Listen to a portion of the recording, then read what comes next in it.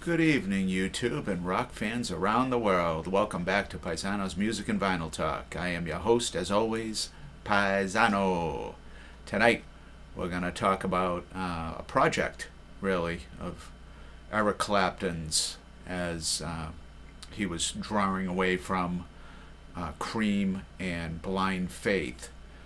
He started his own group, kinda, and it kind of happened by accident. I don't think he set out to, start a group, but it came together naturally, which was kind of nice.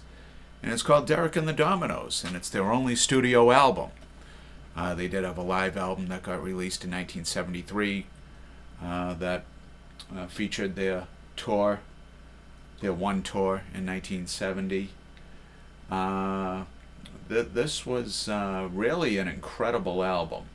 Not, favorably critiqued at the time, but it has since grown to somewhat legendary status, largely based on Eric Clapton's collaboration with Duane Allman from the Allman Brothers, doing a lot of guitar work and especially some really stupendous slide work in some cases. Like I said, this got released in 1970. It's called Layla and Other Assorted Love Songs. And it is a guitar album, let me tell you. It was recorded loud. It was really a pleasure to listen to. Some of these songs are really heartbreaking, and it's largely based on Eric Clapton's love for Pattie Boyd, who was married to George Harrison from the Beatles. And they had an affair, and she decided to go back to George Harrison.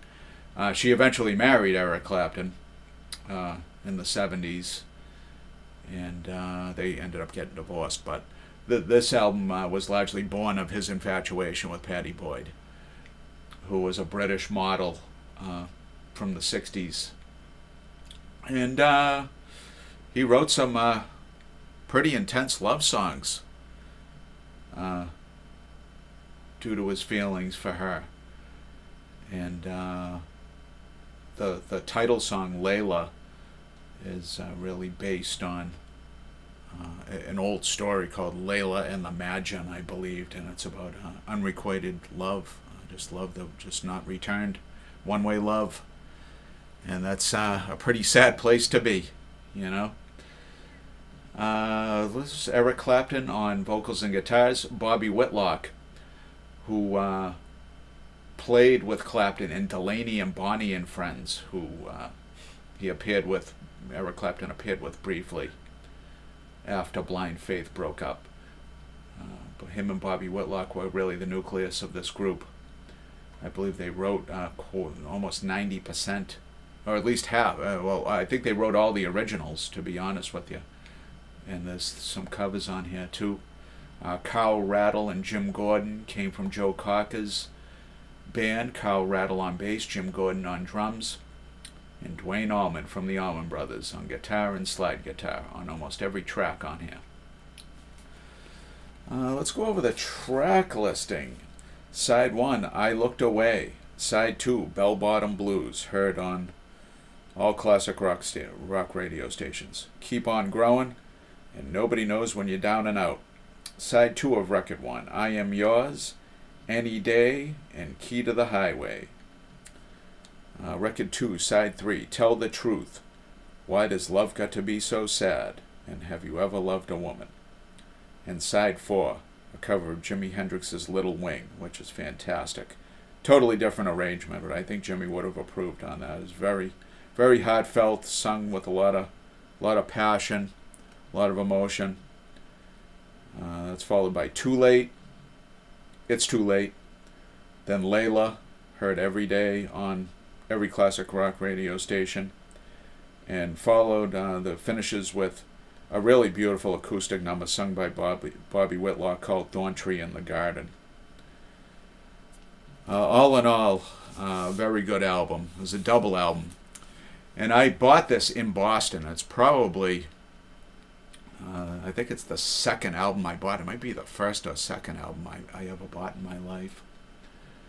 And me and my friend Joe, we had $7 between us, and we went into Boston, took the train into Boston. And we, believe it or not, with that $7, we had money for 2 records. And that day we bought Derek and the Dominos, Layla, and King Crimson's In the Court of the Crimson King. And he ended up with the King Crimson album, and I ended up with Layla.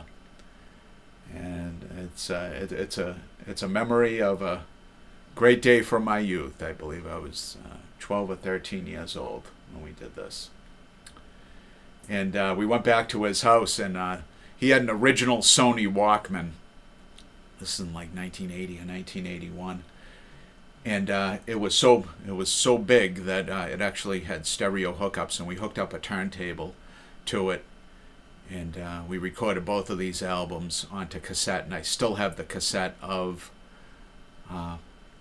King Crimson's In the Court of the Crimson King. I still have the recording we made that day, and I have turned it into an MP3, and I have since bought it on CD.